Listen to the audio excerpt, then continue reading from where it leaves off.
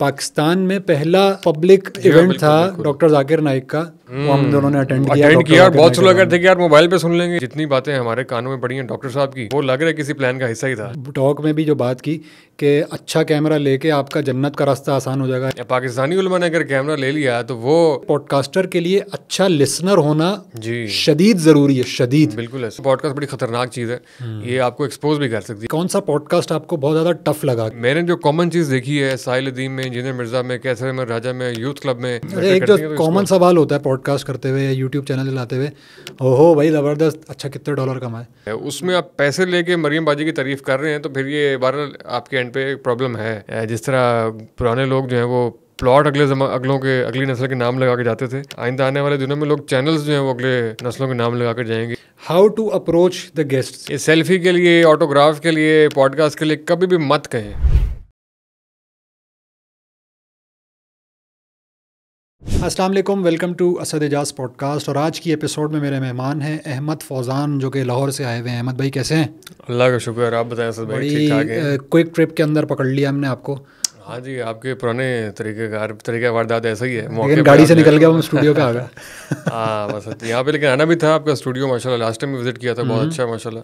कराची में जो one of the best I think facilities मिल रही हैं और जो सोल्यूशंस मिल रहे हैं, बड़ा अच्छा है आपका एक्सपीरियंस भी और एम्बियंस भी है। पिछली बार बड़ा अच्छा लगा था और अभी और भी अच्छा लग रहा है। बैकग्राउंड भी चेंज किया आपने, ये हमने अपने लिए रखा हुआ है। अच्छा, ये नहीं बता रहा लेकिन ये आज पता लग गया सबको कि यहाँ पे काफ़ी सारी चीज़ें हो जाती हैं। सही। तो ये बताएं कि ट्रिप तो आने का आपका एक वन ऑफ द पर्पस तो एक इवेंट भी था और कुछ लोगों से आपकी समझे सोशलाइजिंग या समझे कि मीटअप्स भी हुए। जी हाँ बिल्कुल, ट्रिप को प्लान नहीं था। मैं जिस दिन आया हूँ उसी दिन को प्लान हुआ कि मैंने यहाँ पर आना है, लेकिन कराची आने का कोई भी मौका मिले मैं मिस नहीं करता, क्योंकि उसकी बड़ी एक ख़ास वजह है। और इस बार जो वजह थी, खैर वो तो डॉक्टर जाकिर नाइक साहब का इवेंट था कि उनको सुनेंगे। लेकिन यह कि अमूमन अब जो चीज़ मोटिवेट करती है ना, वो ऑब्वियसली अपने काम से रिलेवेंट ही होती है। अभी आपसे मैं जिक्र कर रहा था कि जब तक रिकॉर्डिंग ना हो, कहीं किसी दूसरे शहर में जाए, इस्लामाबाद आए हुए हैं, कराची आए हुए हैं, भावलपुर आए हुए हैं, तो जब तक वहाँ पे गेस्ट को ढूंढ कर रिकॉर्डिंग ना होने लगता है, दिन ज़ाया हो रहा है, ट्रिप ज़ाया हो गया। तो ये माइंडसेट परसों मैं इससे बड़ा लड़ा हूँ अपने आप से कि यार ये ऐसा सोचना बंद करना चाहिए।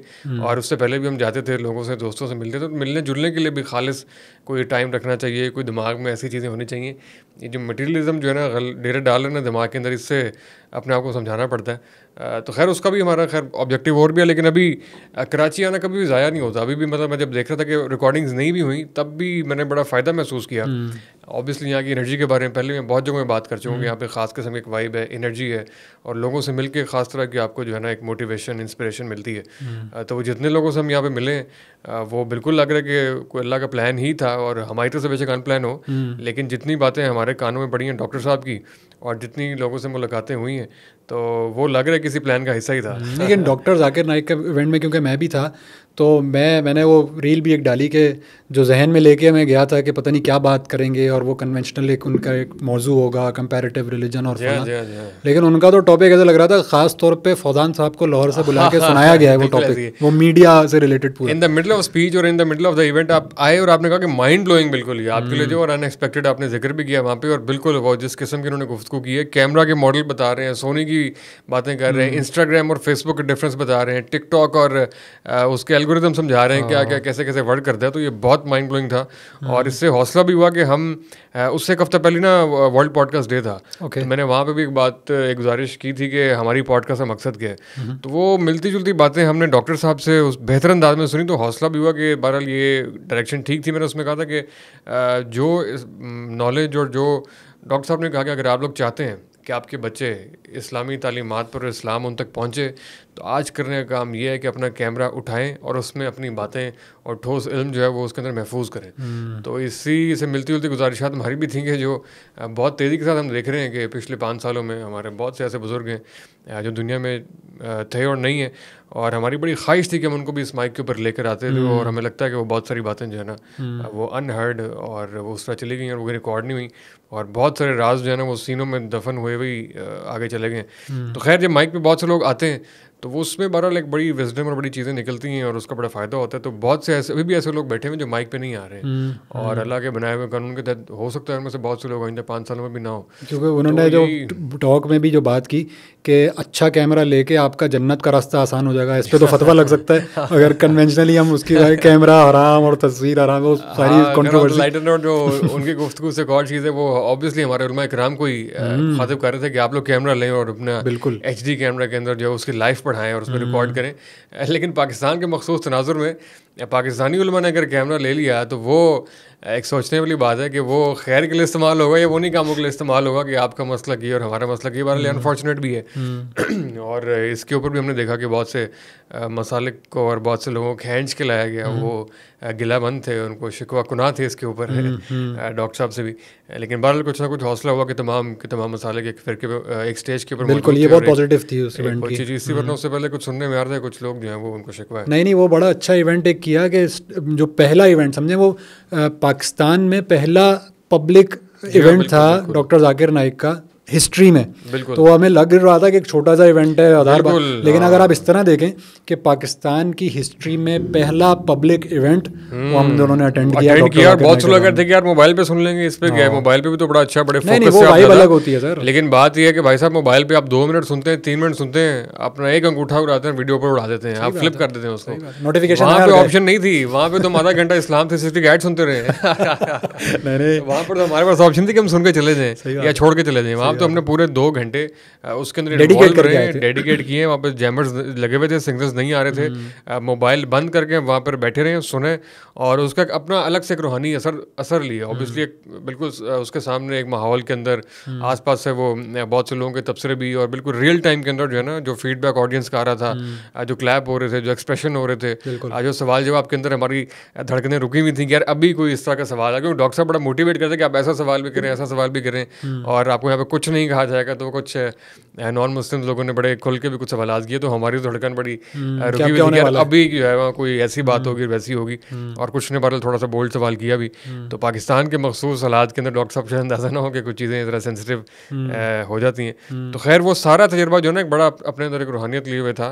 और अभी डॉक्टर साहब आई थिंक 24 तक यहाँ पर हैं, हमारी पॉडकास्ट आ चुकी होगी। तो इस प्लेटफॉर्म के तवज्जुह से भी जहाँ जहाँ पर लोग सुन रहे हैं, जहाँ जहाँ भी आपके लिए पॉसिबल हो, डॉक्टर जाकिर नाइक के इवेंट को लाइव अटेंड करें। मोबाइल पे तो खैर हम सुनते ही रहते हैं, वो उसका अपना है, लेकिन जिस तरीके से लाइव मैच देखने का अपना एक वो एक्सपीरियंस होता है, लाइव सुनने का भी जो है वो अपना अलग से एक रूहानी एक्सपीरियंस। अभी कराची के बाद वो लाहौर, इस्लामाबाद हर जगह इवेंट्स भी हैं, तो एक अच्छा टूर रहे, अल्लाह ताला खैरियत से एक तो गुजार दे और जितने जो लोग इससे फ़ायदा उठाएं। लेकिन इसी से मिलती जुलती बात कि जिस तरह डॉक्टर जाकिर नाइक हैं और दीगर आपने बताया कि सोशल मीडिया के ऊपर लोगों को आना चाहिए, जो आ चुके हैं उनसे भी आपका काफ़ी इंटरेक्शन है। मिसाल के तौर पे इंजीनियर मिर्ज़ा साहब का आपने किया पॉडकास्ट, नए लोगों के अंदर कैसर राजा साहब का, साहिल अदीम साहब का, और भी मेरा ख्याल में आपकी विश लिस्ट में तो होंगे कुछ बड़े नाम भी जो कि आपके समझने के उसमें होंगे कि आप करेंगे। तो इनसे ये जो रिलीजियस पर्सनैलिटीज़ हैं, इनसे पॉडकास्ट का एक्सपीरियंस कैसा रहा आपका? बहुत अच्छा रहा, बहुत हैवी किस्म की लर्निंग हुई है असल भाई। मैं अपने दोस्तों में एक बात करता हूँ कि हमें जो है ना कुछ किताबें उस एज में पढ़ाई जाती हैं जिस वक्त उनकी समझ नहीं आती है। और कुछ किताबों को जो है ना वैसे वक्त के साथ साथ, कल भी मैं हाफिज़ साहब से बात करते हैं, कुछ किताबें कुछ लेक्चर ऐसे हैं कि हर बार जब आप पढ़े होंगे नए बड़े हाफिज़ साहब, छोटे हाफिज़ साहब, छोटे हाफिज़ साहब सबसे छोटे हाफिज़ साहब, क्योंकि वहाँ पे बड़े फिर छोटे और अब छोटे हाफिज़ साहब, हाफिज़ अहमद साहब, हाफिज़ अहमद साहब, भाई क्लियर कर देना डिस्क्लेमर कौन से हाफिज़ की बात हो रही है। खैर ये बड़ी इंपॉर्टेंट बात है कि उसमें ये कि हर बार आप किताब पढ़ें या कोई लेक्चर सुने, हर ज़माने के हिसाब से उसके नए मतालिब और मफाहिम जो है आपके नए मतालिब और मफाहिम आपके अंडरस्टैंड आप उसको करते हैं, नए समझ में आते हैं। तो डॉक्टर साहब की उसने जो स्पीच सुनी है वो भी उसके नए एक अंडरस्टैंडिंग हुई। और इन लोगों से मिलकर जिनका आपने नाम लिया है, इसके अंदर भी जो है ना वो बड़ी एवोल्यूशन, बड़ी ग्रोथ, मेंटल ग्रोथ महसूस हुई कि बड़ी चीज़ें जो पहले उस तरीके से समझ में नहीं आती थी, तो अब एक ज़्यादा एक पर्सपेक्टिव बनता है, एक तनाजुर बनता है, तो उसमें जो है वो नए सिरे से कुछ चीज़ें समझ में आती हैं। और इन सब के दरमियान जो है बहुत से इख्तलाफात और डिफरेंसेस हो सकते हैं, लेकिन मैंने जो कॉमन चीज़ देखी है साहिल अदीम में, इंजीनियर मिर्ज़ा में, कैसर अहमद राजा में, यूथ क्लब में और बहुत से इस तरह के इस्लामिक इन्फ्लुएंसर्स के अंदर कि सैयद मौदूदी सबके अंदर कॉमन है, वो सब लोग उनसे सीखते हैं और वो हमारे पहले से बड़े आइडियल थे, हमारे रहनुमा हैं, हम उनसे सीखते हैं और ऑब्वियसली उनकी लिटरेचर को, किताबों को पढ़ के बहुत ज़्यादा इंस्पायर भी हुए और उन्हीं से सीखने की ट्राई करते हैं। तो मौदूदी साहब जो है ना वो बहुत बड़ा ब्रांड है, मुझे अंदाज़ा हुआ है। जितना हमने सोचा था, जितना समझा था, उससे बहुत बड़ी शख्सियत है। लेकिन हमारे यहाँ जो उनके जिस तरीके से उनको याद करना चाहिए ना, आई थिंक हम उसका हक अदा नहीं कर पाते हैं। जो उनके असल वारिसीन है, जो कि उनके ट्रू मतलब जिनको लेगेसी लेकर चलना है या जिनके ज़िम्मे है, वो ऑब्वियसली ट्राई तो करते हैं जितना मतलब जितने वो कर सकते हैं। लेकिन वो प्रोग्राम रखेंगे तो सैयद मौदूदी की यादें, इस तरह का प्रोग्राम रख लेंगे। आई थिंक यादों से ज़्यादा मौदूदी साहब एक ज़िंदा रहने वाली चीज़ हैं जो आज के ज़माने में रेलिवेंट हैं, ज़िंदा हैं। तो उनकी जो सोचो फ़िक्र है, जो उनका नज़रिया है, जो उनका फ़लसफ़ा हयात है, जो उनकी पूरी थ्योरी है, जो उनका लिटरेचर है, वो ज़िंदा और जावेद हमें हर तरफ इस टाइम जो है ना जगमगाता हुआ महसूस हो रहा है। तो आई थिंक उनको बड़ा मुझे इस पूरे एक्सपीरियंस के अंदर जो है वो सीखने का मौका मिला, समझने का मौका मिला कि उनका असर, उनका इम्पैक्ट कितनी दूर तक है और अगर जो हमारे जैसे स्टूडेंट्स हैं उनके ऊपर और कितनी जिम्मेदारियां आयद होती हैं उनकी फ़िक्र को आगे लेकर चलने के हवाले से। ये बड़ी इंपॉर्टेंट बात की और मैं इसी जहन से ये भी सोच रहा था, डॉक्टर साहब के मेंटोर में अहमद दीदात साहब और डॉक्टर इसरार साहब, और डॉक्टर इसरार साहब के मेंटोर मौलाना मौदूदी। तो वो जो चेन है वो वहाँ पर भी एग्जिस्ट करती है। ऐसे ही है। तो और ये जो आपने नाम लिए सारे, लेकिन एक बहुत बड़ी तादाद ऐसे लोगों की भी है जिनका आपने शायद पॉडकास्ट तो नहीं किया हो, लेकिन वो बड़े नाम हैं सोशल मीडिया के ऊपर भी और दीन के और मज़हब के नाम में भी, उसके अंदर भी, लेकिन वो इसको बड़ा निगेट करते हैं या मौलाना मौदूदी के रोल को समझते हैं कि वो उससे बेहतर किसी और के रोल को या उसके ऊपर क्रिटिक ज़्यादा। तो उन लोगों के बारे में, क्योंकि वो ऐसी भी बहुत तादाद कम नहीं है जो कि उसके उस आइडियोलॉजी को लेकर नहीं बल्कि उसकी आइडियोलॉजी की मुखालफत में बहुत सारी चीज़ें कर रही होती हैं। मौलाना की ज़िंदगी में जितने लोगों ने उनको निगेट किया उसके तो शायद ज़्यादा मिसाल नहीं मिलती, लेकिन वो सारे निगेट करने वाले आज के तरह उनको नाम भी नहीं जानता। और सैयद मौदूदी की ऑब्वियसली फ़िक्र भी, उनका किरदार भी, उनकी बहुत सारी बातें भी जिंदा भी हैं और अपना आप बनवा चुके हैं। मौलाना ने कभी इसके ऊपर ध्यान भी नहीं दिया, ना ही किसी को जवाब दिया है, और ये बहुत अच्छा किया है। बिल्कुल ये बड़े हौसले की बात है असद भाई, हम भी इस फील्ड के अंदर हैं, तो हम तो 5वें कमेंट के ऊपर हमसे नहीं रह जाता, हम तो रिप्लाई करते हैं, आगे से रिएक्ट करते हैं, एक खास किस्म के रिएक्शन के बड़े एक छोटे लेवल के ऊपर। तो मौलाना ने जिन चीज़ों को फेस किया है और जिस तरीके से इसको इग्नोर किया है, जिस तरीके से वसीउल कल्बी और वसी ज़र्फ़ का इजहार किया है, तो वो तो उनके बड़ेपन का जो है ना आज भी अंदाज़ा होता है कि किस तरह माशाल्लाह, और वक्त ने साबित किया कि उनका तर्ज़ में बिल्कुल ठीक था। तो खैर जो भी निगेट करते हैं वो अपने आप को छोटा करते हैं, उससे जो है वो उनको कुछ करना पड़ेगा। अब इस टीयर से बाहर निकल के इसके अलावा आपने बड़े इंडस्ट्री के अंदर पॉडकास्ट किए, बड़े बड़े नाम, सेलिब्रिटी और बिजनेसमैन और क्या कहते हैं कंपनी ओनर्स, अभी मैं देख रहा था आपने सैमसंग के भी उनको बुलाया, बहुत सारे लोग हैं। तो वो एक्सपीरियंस कैसा है? क्योंकि एक है मज़हबी लोग टाइप जिसे कहते हैं कि वो ज़रा लगता ही है कि ईजी गोइंग होंगे, इजीली अवेलेबल हो जाएंगे, या आपको थोड़ा सा जैसे कहते हैं कि बग़ैर किसी मॉनेटरी बेनिफिट के भी आ जाएंगे। लेकिन जो बाकी लोग हैं जो समझें कि बड़े नाम हैं इंडस्ट्री के और अदर देन मज़हब फैक्शन, उन लोगों के साथ पॉडकास्ट का एक्सपीरियंस कैसा रहा आपका?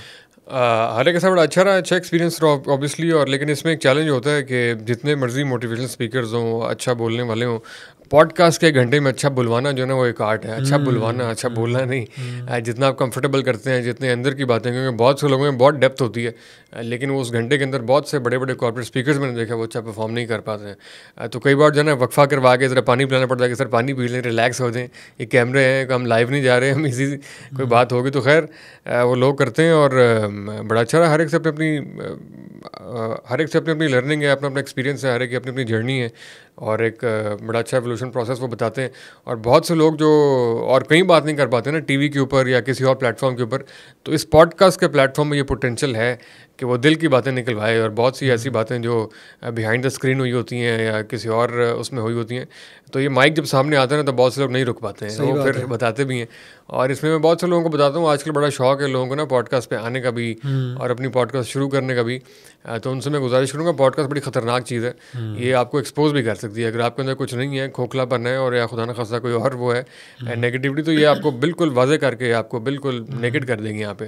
तो सोच समझ के हैं, जितने भी शौकीन नज़र आते हैं या अपनी प्रमोशन करवाने के लिए बहुत से लोग रब्ता करते हैं, तो ये ख़तरनाक चीज़ है। इसके ऊपर आपको अभी आप खैर मिसाल पता नहीं देने वाली है कि नहीं, मुफ्ती साहब एक आजमाइश में पड़े हुए हैं, तो बहुत ज़्यादा बोलने का अंजाम भी अच्छा नहीं होता। आप सेलेक्टिव और सोच समझ के बोल लें जो कुछ आप बोल लें। और इसके अलावा जो नए लोग अपनी पॉडकास्ट शुरू कर रहे हैं, उनके लिए भी एक बात है कि आजकल आपको भी शायद बहुत से लोग रब्ता करते होंगे, स्टूडियो बना दें, पॉडकास्ट शुरू करनी है और इक्विपमेंट कौन सा चाहिए और ये वो चीज़ें।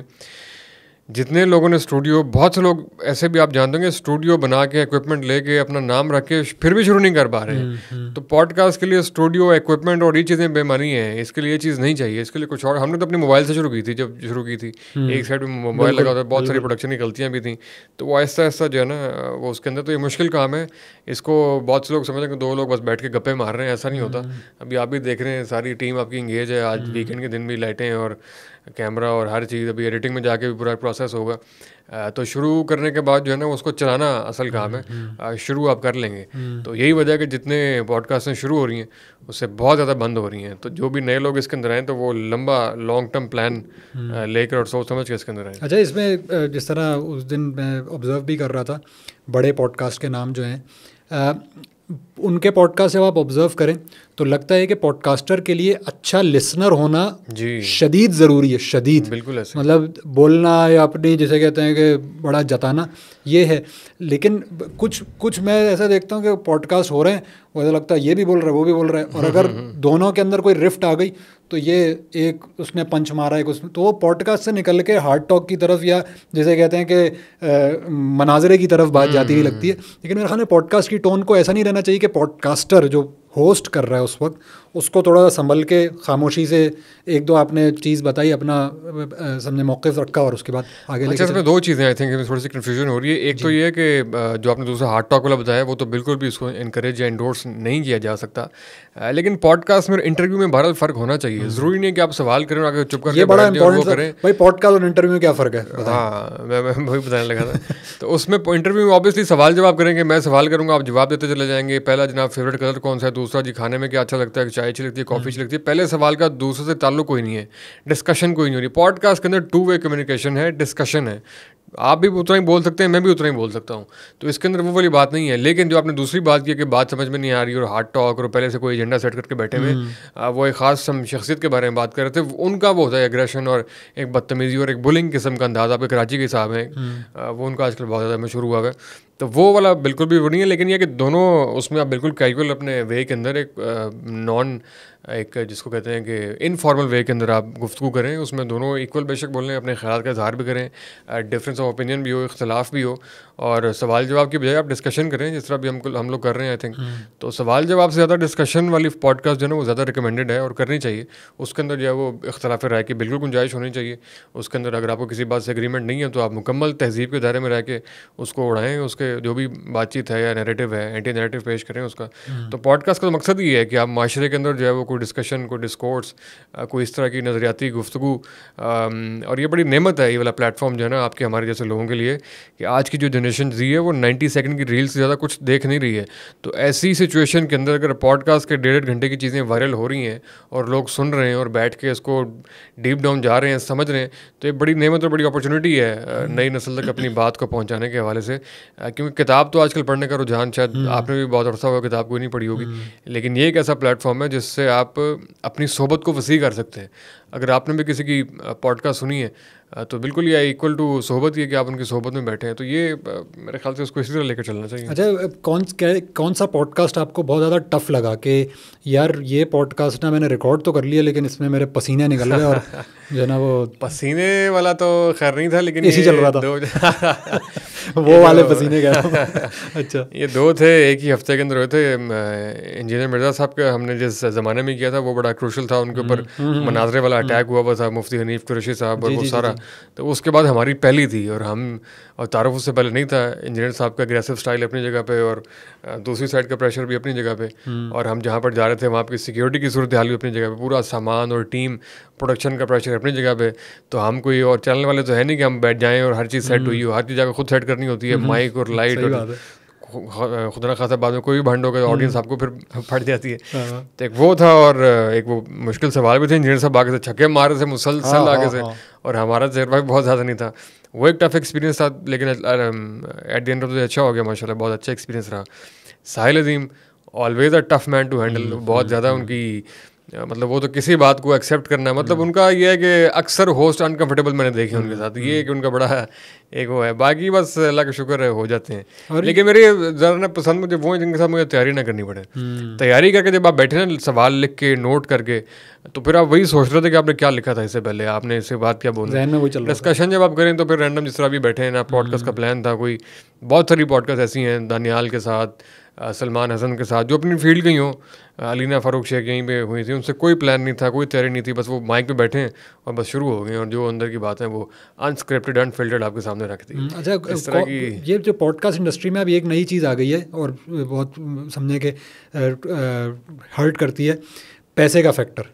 तो ये जो होस्ट और गेस्ट के समझे कि ये पानी का नहीं बल्कि पैसे का फैक्टर है पॉडकास्ट के अंदर, ये कितना डेंट डालता है। बाज़ दफ़ा गेस्ट को अप्रोच करते हुए जहन में कहीं होता है कि यार ये ना हो जाए, और वो हो जाता है तो फिर नाराज़गियाँ भी उसमें होती हैं। हाँ नहीं, ये क्रिएटर इकोनॉमी को समझना भी बहरहाल ज़रूरी है, एक नई चीज़ है। और एडवर्टाइज़र जिस तरीके से शिफ्ट हुए हैं इस मीडियम के ऊपर, ऑब्वियसली अब टीवी लोग देखते नहीं है, एडवर्टाइजर्स की बड़ी तादाद जो है वो इस पर शिफ्ट हुई है। और दूसरे क्रिएटर एंड पे अगर आप देखें तो पाकिस्तान के अंदर जो है वो फेसबुक मोनेटाइज नहीं है, टिकटॉक मोनेटाइज नहीं है, इंस्टाग्राम मोनेटाइज नहीं है। तो क्रिएटर के पास जो कमाने के ऑब्वियसली ज़राए हैं वो दो ही हैं, एक मोनेटाइजेशन और दूसरा ब्रांडेड कॉन्टेंट। लेकिन उसमें आई थिंक ये देखना बड़ा ज़रूरी है कि क्रेडिबिलिटी और मिसलीडिंग ना हो, क्रेडिबिलिटी का इशू ना हो। तो ये चीज़ है, लेकिन दोनों एंड से चीज़ें होती हैं।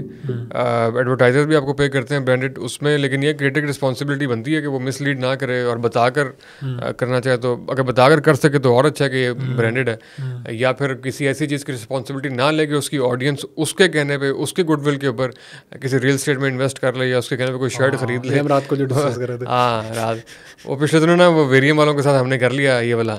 अब नीचे हर दूसरे दिन कमेंट आया था कि आपके कहने पे हमने ऑर्डर तो कर लिया लेकिन शर्ट वैसी नहीं जितनी आप तारीफें कह रहे हैं, तो बड़ी शर्मिंदगी होती है। लेकिन मैंने वैसे शर्ट ली, मुझे तो अच्छी लगी, मैंने तो ऑनेस्टली उसका रिव्यू किया था। इसके ऊपर भी कमेंट आएंगे फिर मैंने पैसे नहीं लिए यार, तो मैंने अच्छा ये भी ब्रांड की तरफ से भी होता है ना, ब्रांड ने इतने पैसे दिए नहीं है जितनी उन्होंने उसकी बूस्टिंग लगा दी आगे से। तो ब्रांड भी बहुत ज्यादती करते हैं, एक बार आपको वो हायर करते हैं और पूरा सारा उसके ऊपर ऐड चलाते रहते हैं, ये उसके ऊपर बड़ा एक नॉन प्रोफेशनलिज्म है। तो लेकिन बाकी खैर ओपनली कॉल आउट करना चाहिए ऐसे लोगों को जो मिसलीड कर रहे हैं, चाहे वो रियल एस्टेट के हैं, चाहे वो ट्रेडिंग ऐप्स हैं, चाहे वो बैटिंग ऐप्स आजकल बहुत ज़्यादा आई है। तो बैटिंग ऐप को तो हमने स्ट्रेट अवे रिफ्यूज़ किया कि यार बिल्कुल सवाल ही पैदा नहीं था, खुदा का खौफ करें। हालांकि वो जो पैसे देते हैं ना उससे बंदे का एक बार अच्छों का ईमान डोल जाता है, पूरे साल का खर्च जाता है। हाँ, लेकिन ये है कि ऑब्वियसली अल्लाह ताला रास्ते भी निकालता है और हमारा मकसद ऑब्वियसली ये नहीं है, हम तो बड़ा सोच के और कुछ आए थे। लेकिन ये है कि लोग कर रहे हैं यार, बड़ा अनफॉर्चुनेट है, बैटिंग ऐप्स को प्रमोट कर रहे हैं, जुआ फुल टाइम।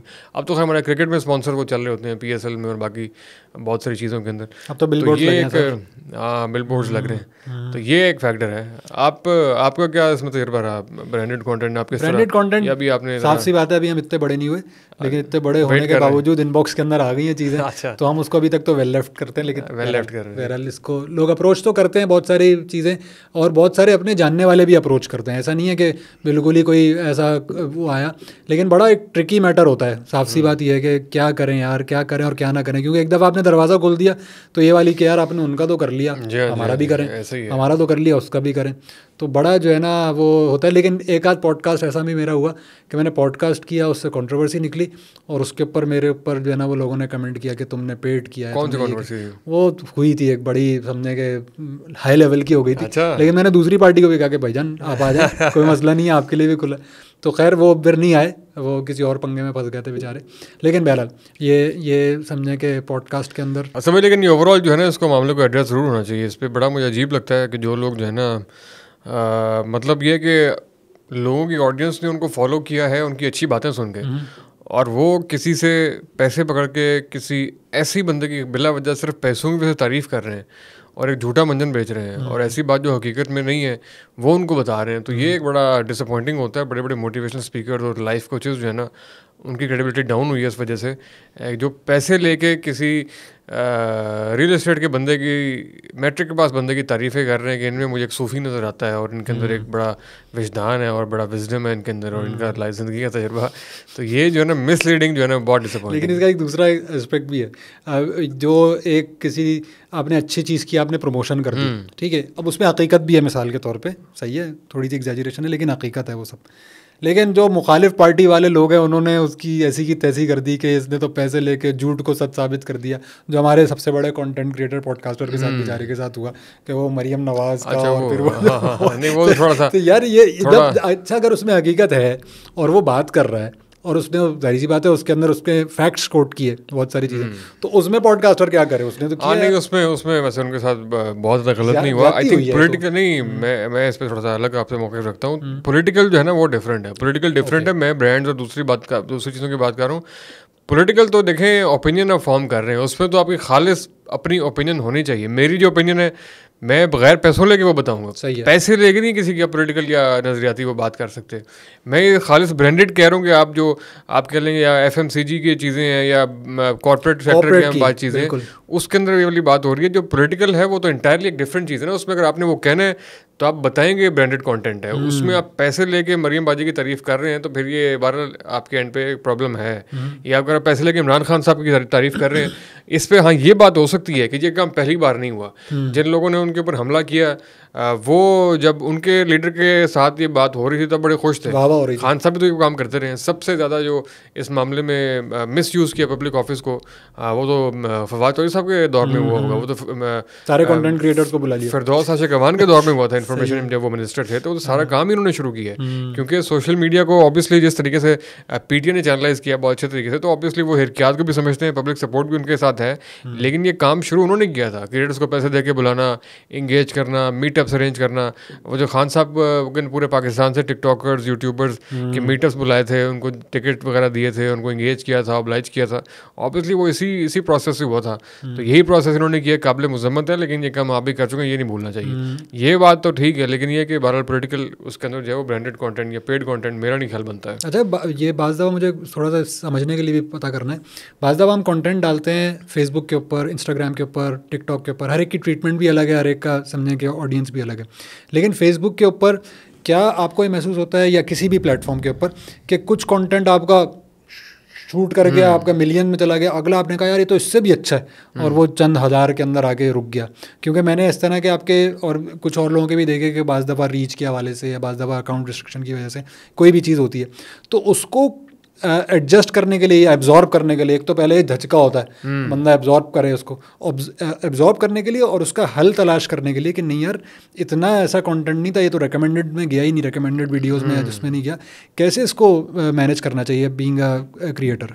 सबसे पहले तो इसके अंदर जो है ना पेशेंस बहुत ज़्यादा ज़रूरी है। इसके अंदर जो है ना कम से कम 1 साल तक तो आपको वेट करना पड़ेगा, 1 साल तक लेकिन ये है कि 1 साल में हर क्रिएटर की ज़िंदगी में एक ना एक ऐसा दिन ज़रूर आता है जब उसको बड़ी तादाद के अंदर लोग नोटिस करते हैं। वो एक मोमेंट जब आपको लोग नोटिस करेंगे, उसमें अगर आप ऐसा परफॉर्म कर रहे हुए कि लोग आपके पास रुक जाएं तो लोग रुक जाएंगे। जैसा मैं आपको बताऊं, हमारा टर्निंग पॉइंट था पूरी कंटेंट इंडस्ट्री का। हम ऑब्वियसली 3 साल से काम कर रहे हैं, हमारा बल्कि 4 साल हो गए हैं, पॉडकास्ट को 2 साल हो गए। तो हमारा जो टर्निंग पॉइंट था ना वो वही वाला हफ्ता था जिसके बारे में जिक्र किया इंजीनियर मिर्जा साहब। बिल्कुल ऐसे ही। और बहुत से लोग सेलिब्रिटीज़ को बुलाते हैं, अभी व्यूअरशिप ऐसे जा रही है, सेलिब्रिटी को बुलाया, व्यूअरशिप यहाँ गई, उसके बाद फिर डाउन आ गई। तो बहुत से लोग ऐसे करते हैं कि जब व्यूअरशिप ऐसे जा रही है, सेलिब्रिटी को बुलाया, व्यूअरशिप ऊपर गई है तो उसके बाद ऊपर ही रही है, क्योंकि वो उस मोमेंट के ऊपर वो बंदा खुद भी अच्छा परफॉर्म कर रहा था। तो हमारे पास जब जो लोग आए उस मौके के ऊपर तो वो लोगों को, बहुत से लोगों को पसंद है, वो ठहर गए और उन्होंने बाकी फिर हमारी बाकी सारी वीडियोज़ भी देखी। तो इसके अंदर जो है ना वो इसको एल्गोरिथम को समझना और इसकी साइकी को समझना बड़ा ज़रूरी है कि तो आप पेशेंस रखें और ये यकीन रखें कि आपकी ज़िंदगी में एक वक्त ऐसा ज़रूर आएगा जब बड़ी तादाद में आप नोटिस होंगे, आई बॉल्स आपके ऊपर आएंगे, ट्रैफिक आएगा। लेकिन उससे एक मोमेंट के ऊपर आप मेच्योर परफॉर्म कर रहे हो, अच्छा परफॉर्म कर रहे हो, वैल्यू बेस्ड कंटेंट दे रहे हो, तो आपकी ऑडियंस आपको नोटिस करेगी और आपके पास ठहर जाएगी और आपकी बाकी कंटेंट भी देखेगी। उसके बाद आपका सबसे बड़ा चैलेंज आपकी ऑडियंस को समझना है कि आपकी जो कोर कॉन्स्टिट्यूंसी बनी है या कोर ऑडियंस आपकी बनी है वो किस तबके से है, उसके डेमोग्राफिक्स क्या हैं, पसंद नापसंद क्या है। पहले अगर आपने वीडियो किसी और नीश की डाली है, अगली किसी और नीश की डाली है और आप सेम रिजल्ट्स एक्सपेक्ट कर रहे हैं तो फिर ये आपकी मतलब यह कि आपके अपने एंड पे खाम ख्याली है।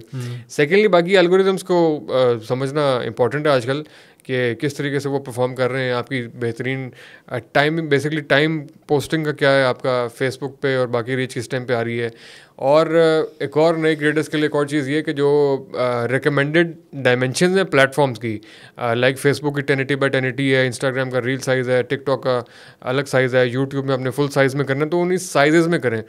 इंस्टाग्राम के ऊपर बहुत से लोगों ने फेसबुक साइज़ में किया होता है, यूट्यूब पे जो है वो 1080 में किया हुआ है, तो वो जो साइज़ जिस प्लेटफॉर्म जो रिकमेंड किया उसी पे करें और कंसिस्टेंटली डालें तो आपको ऑटोमेटिकली आपको उसमें डाल देता है, क्या उसको बोलते हैं, रिकमेंडेड में। एक ज़माना था जब हमने फेसबुक और कंटेंट शुरू किया था तो हमें सिर्फ वो कंटेंट शो होता था जिसको हमने फॉलो किया हुआ है, लाइक किया हुआ है, जिसके साथ हम फ्रेंड हैं। तो अब तो सारे का सारा रिकमेंडेड कंटेंट शो हो रहा है। तो रिकमेंडेड की कैटेगरी में आने के लिए आपको उनके चैलेंज को कम्पीट करना या उनके दिए गए जो पैमाने उसको आप वो करें और अपने प्लेटफॉर्म को एक्टिव रखें।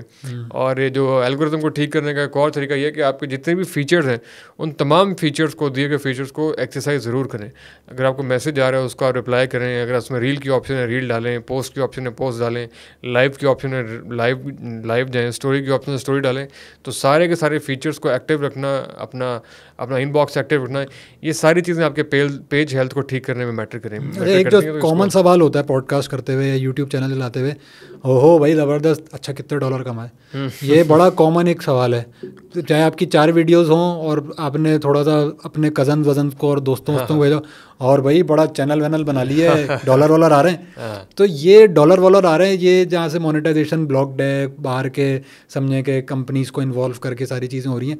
कौन सा प्लेटफॉर्म आप समझते हैं कि पाकिस्तान में रहते हुए, हम बाहर तो जाहिर सी बात है अभी वहाँ से नहीं हमने चैनल चलाए, लेकिन कौन सा प्लेटफॉर्म है पाकिस्तान में रहते हुए जो अच्छा रेवेन्यू आपको देता है और उसके ऊपर आप उसके ऊपर शुरू करना? ऑब्वियसली सबसे बेहतर प्लेटफॉर्म जो है जिसका CPM रेट बहुत अच्छा है यूट्यूब है। और इसका अंदाज़ा हमें तब हुआ जब फेसबुक मोनेटाइज हुआ कि इसके 3 टाइम्स कम रेट्स हैं और बाकी भी सारी चीज़ें। यूट्यूब का CPM रेट बहुत अच्छा है, लेकिन उसमें भी डिपेंड करता है कॉन्टेंट आपका, उस पर आपका CPM क्या बन रहा है, RPM क्या बन रहा है, उसमें डिफरेंट उनकी कैटेगरीज हैं। इस्लामिक कॉन्टेंट में थोड़ा सा कम बनता है, जो बाकी दूसरे हैं उस पर ज़्यादा बनता है। और रिटेंशन ऑब्वियसली मैटर करती है कि कितनी देर तक लोग ठहर रहे हैं सेम वीडियो के ऊपर।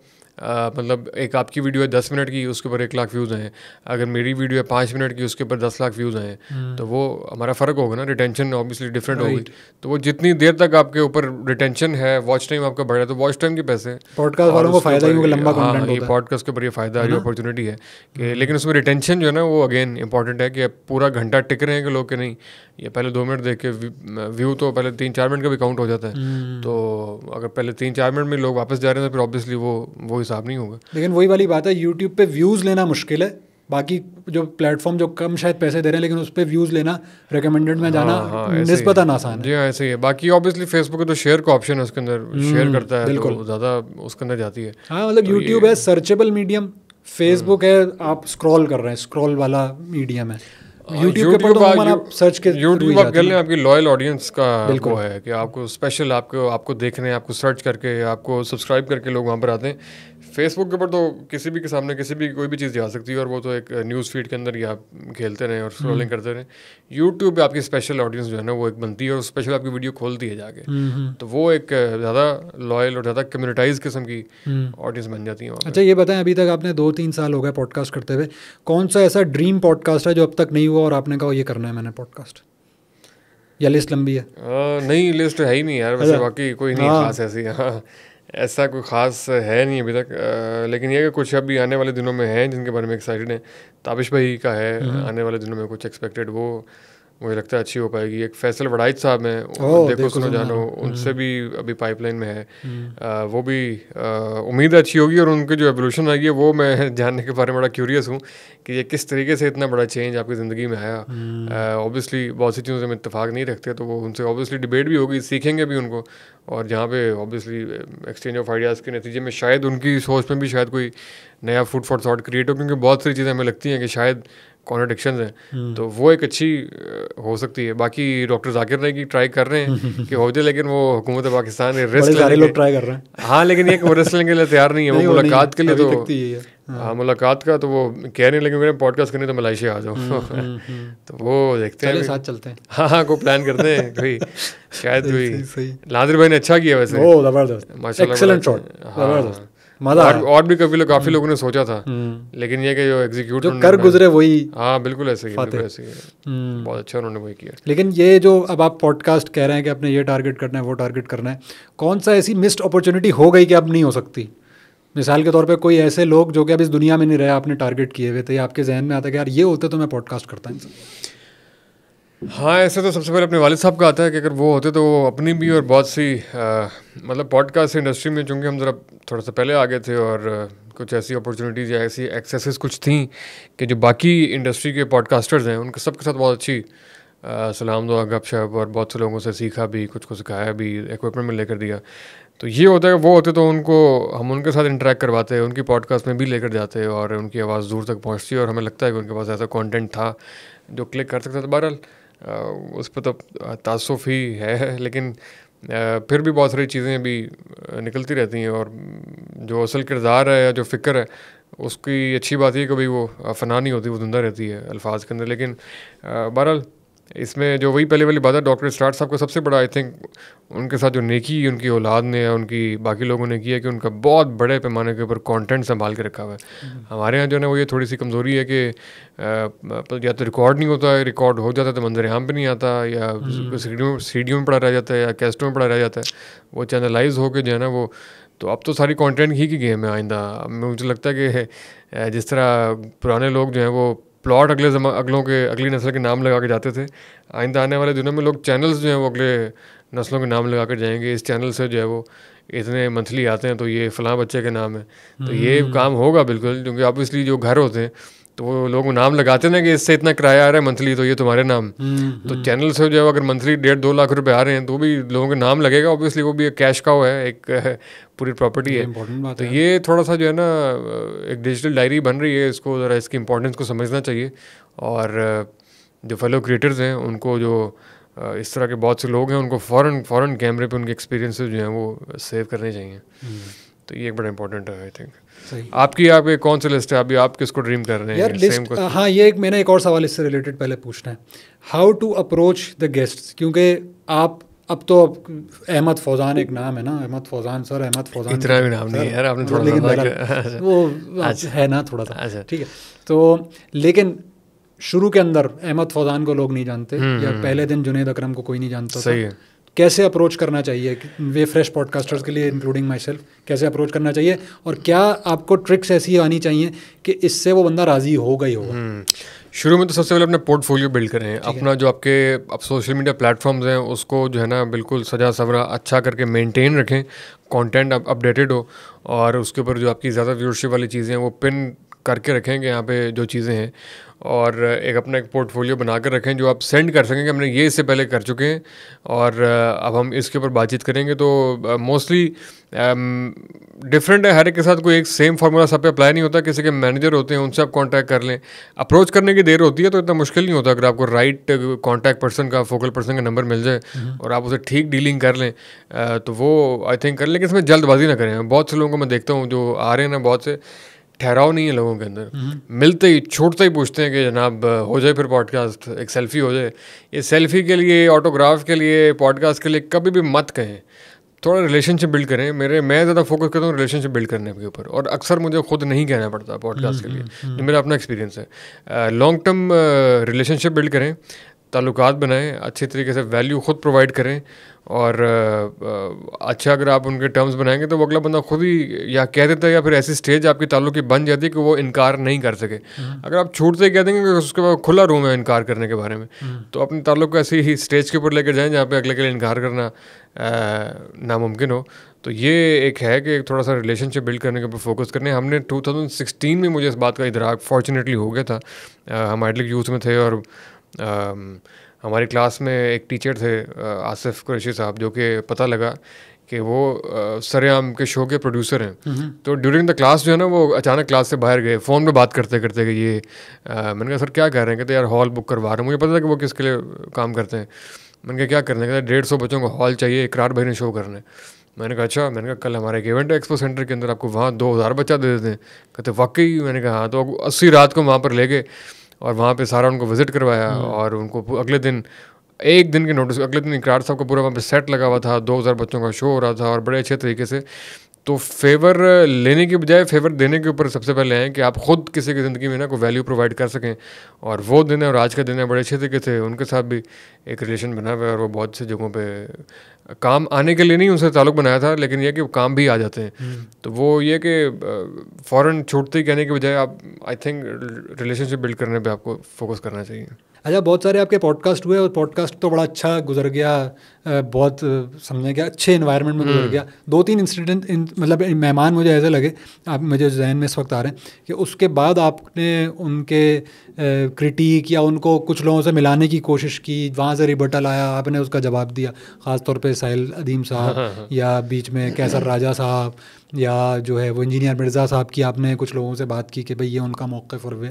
तो ये क्या सीन होता है कि पॉडकास्ट के बाद कि आपको रिबटल ऐसे या मतलब इतना प्रेशर आता है कि आप ये करते हैं या उसको आप मिलाने की कोशिश करते हैं? नहीं, ऐसे कोई प्री प्लान कोई नीयत नहीं होती, नहीं वो होता है। लेकिन पॉडकास्ट के अंदर जो थॉट बिल्ड होता है ना, उसमें आप डिस्कशन जनरेट करते हैं, उसमें कोई ना कोई थॉट प्रोसेस काफ़ी कुछ होता है। तो वो काफ़ी सारी डिस्कशन चल रही होती है मुख्तलिफ जगहों के ऊपर, वो हमारे ऊपर भी लोग कर रहे होते हैं। लेकिन जो डिस्कशन बाज़ों का जनरेट होती है उसके ऊपर कोई जवाब वगैरह या कोई क्लैरिफिकेशन वगैरह इंजीनियर साहब या कैसर साहब के हवाले से तो ऐसी कोई चीज़ नहीं हुई थी जो अनफॉर्चुनेटली साहिल साहब के साथ हो गई थी। खैर हम तो सबको अपना टीचर मानते हैं, कुछ ना कुछ सबसे सीखते हैं, लेकिन अनफॉर्चुनेटली साहिल साहब वाला एक तल्ख एक्सपीरियंस है। मुझे उसकी भी खुद भी खुशी नहीं है क्योंकि उनकी बहुत सारी बातें हमें पसंद भी हैं, बहुत सारी चीज़ें हम इत्तेफाक भी करते हैं, लेकिन वो फिर वो जो पोजीशन लेना पड़ी और जो एपिसोड पूरा हुआ तो उसके बाद हम जहाँ भी जाएँ तो लोग हमसे वही एक्सपेक्ट कर रहे होते हैं कि हम जो है ना वो वही वाली सारी बातें करें और उनको ये करें वो करें। बिल्कुल इख्तलाफ है और इख्तलाफ की गुंजाइश भी होनी चाहिए और हम इस बात का क्रेडिट देते हैं कि जो क्रिटिकल थिंकिंग पैदा की है उन्होंने तो उसको भुगतें भी थोड़ा सा जो है ना, तो ये बर्दाश्त करने का हौसला होना चाहिए। जो पाकिस्तान के अंदर असल में जो है ना कोई भी फील्ड हो, कल्ट फॉलोइंग का जो एक वो है ना, वो एक बड़ा डिस्टर्बिंग वो रहता है कि अगर उनकी वजह से कुछ फॉलोअर्स हमारे पास आ गए हैं तो वो उनकी तारीफ़ ही एक्सपेक्ट करते हैं। तो हम तो ना पहले ऐसे थे और ना अभी ऐसे हैं। आपको अगर गलत एक्सपेक्टेशंस हैं तो ये आपका कसूर है, हमें जो बात ठीक नहीं लगेगी हम खिलाफ कर देंगे उससे। कुछ चीज़ों के ऊपर जिस तरह होता है ना कि वो जो शुरू में हमने बात की कि बड़ी रिस्पॉन्सिबिलिटी वाली बात है जब आप कैमरे के सामने माइक के सामने आते हैं, कैमरा लगा होता है, रिकॉर्ड हो रही होती है, जिस तरह हमने मुफ्ती साहब वाली बात की। तो इस तरह के जो सारी सेलिब्रिटीज़ जो माशाल्लाह बड़ी बहुत ही इन्फ्लुएंशियल पर्सनैलिटीज़ हैं ये सारी जितनी आपने नाम ली, लेकिन मिसाल के तौर पे साहिल साहब ने कुछ चीज़ें ऐसी कह दी जो कि जिसका समझने के ज़मीनी हक़ाइक़ से कोई ताल्लुक नहीं होता। ऐसे ही और होता यह है कि वो इतनी अथॉरिटी और इतनी ज़बरदस्त उसके साथ कहते हैं, बंदा कहता है यार सारी बातें 90% अगर बातें वेरीफाइबल हैं तो 10% भी होंगी। 10% ये बहुत बड़ा नंबर है अगर अनवेरीफाइड कोई चीज़ दे दे। मिसाल के तौर पर एक उन्होंने वो बात की थी कि आखिरी दिनों में मौलाना मौदूदी ने जो है वो अलग हो गए थे, ये बताते नहीं है ये क्यों हो गया था, ऐसा क्या हो गया था। तो भाई कोई मैंने वीडियो बनाई थी लेकिन वीडियो के ऊपर उनके बाकी चाहने वालों की तरफ से ये तो ज़रूर आया कि नहीं यूं वूं, लेकिन उसके ऊपर बात नहीं आई। मिसाल के तौर पे कहाँ पर ये कोट हुआ, किस किताब के अंदर आया, कोई वीडियो रिकॉर्डिंग, कोई ऑडियो रिकॉर्डिंग, कोई इंस्टेंस। कुछ लोगों ने एक आध लोगों ने कहा कि भाई हमने कहा अच्छा, उसके बाद उनका कोई कंडक्ट होता है ऐसा, वहाँ पे वो बता रहे होते किसी कोई पब्लिक अपेयरेंस कुछ तो होता कहीं पर कहीं कुछ भी कोई हकीकत से ताल्लुक नहीं है और वो हवा में गायब हो जाती है और ना बात उनकी आगे चलती है ना कोई बाई करता है ये वाला नजरिया। लेकिन कल्ट फॉलोइंग का जो बिहेवियर है ना ये बड़ा, चाहे जो भी फील्ड हो, ये हर एक के लिए मतलब ये कोई जनरल बात है, ये सबके लिए। हाँ, लेकिन दो मिसालें तो खैर हमारे सामने ना फौरी तौर के ऊपर जो है उनके नाम और उनकी फॉलोइंग जो है वो सामने आ जाती है।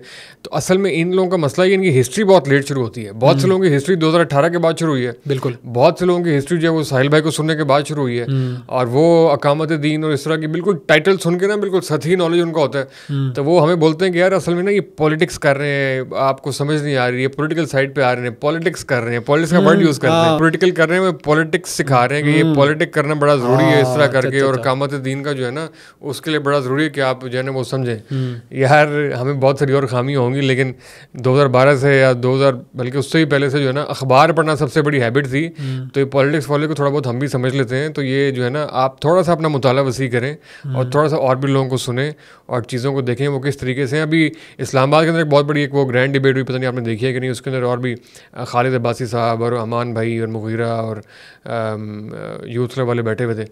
उसके अंदर जो सबसे बड़ा उनका क्लेम था साहिल भाई का, जिस चीज़ को एंजॉय कर रहे थे, वन वर्सेस ऑल, कि मैं एक साइड पे हूँ, बाकी 5 एक साइड पे, और मैं हुसैनी किरदार और बाकी, मैंने वीडियो में और यही मसला जो है ना वो पॉलिटिकल साइड पे है कि one versus all, one versus PDM, मैं एक साइड पर, बाकी सारी एक साइड पर, मैं कल्ला ही शेर हूँ, मैं कल्ला ही है। ये बिहेवियर जो है ना, ये कल्ट फॉलोइंग के डोपामीन के लिए बड़ा एक उनके लिए बड़ा ना मुफीद है, वो उनको बड़ा मजा आता है कि यार एक बंदे ने जनाब सबको पछाड़ के रख दिया। तो ये बड़ा एक अजीब सा बिहेवियर है, और अपने आप को सिर्फ अक्ल समझना, ठीक समझना, ये बड़ी इंपॉर्टेंट, ये मैं कहने वाला था बिल्कुल, ये बड़ा भाई मुझे सब पता है, और मुझे पता है सब, ये मुझे नहीं पता है, मुझे नहीं, ये जो जुमला है ना, ये मुझे नहीं पता है, ये बात मुझे सब पता है, मुझे इनकी असलियत पता है, फिर ये करके आपने 10 इल्ज़ाम लगाए, नोबडी वेरीफाइज, क्योंकि इतने अथॉरिटी था, आपने इतनी उसके साथ कन्विक्शन के साथ, और जब फैक्चुअली को आपको गलत प्रूव कर दे तो आप कहेंगे जी यार ये हुसैनी के के साथ ऐसी होता है, मुझे तो मेरे घर वाले भी छोड़ देंगे, मैं तो अकेला रह जाऊंगा क्योंकि मैं हक पे हूँ और मैं ऐसे हूँ, और मतलब अजीब बड़ी कन्फ्यूजन सी है। लेकिन वक्त के साथ जो है ना बहुत से लोगों की आंखें खुल रही हैं, तो ये भी ऐसे ऐसे जब मजीद डिस्कोर्स आगे चलेगा, बात बढ़ेगी, तो हकीकत सामने आती रहेगी। क्योंकि ऐसे बहुत से लोग जो है ना मुख्तलिफ जगह पे बोल रहे होते हैं, ज़्यादा बोलने का नुकसान ये भी होता है, इनको भूल जाता है उन्होंने पहले क्या बातें की हुई हैं। बिल्कुल, बहुत से उनसे कॉन्ट्राडिक्टरी बातें कर जाते हैं। ये तो बहुत कॉमन सी बात है, जो हमारे एक बड़े कल्ट फॉलोअर वाले लीडर हैं, उनकी तो हर मौके के ऊपर कोई पुरानी वीडियो आ जाती है, पुरानी ट्वीट आ जाती है जिसमें वो कॉन्ट्राडिक्टरी बात होती है। हाँ चले, उनको खैर किसी बात का क्रेडिट दिया भी जा सकता है, उनका बहरहाल इस टाइम जो है हमारी हमदर्दियाँ उनके साथ है।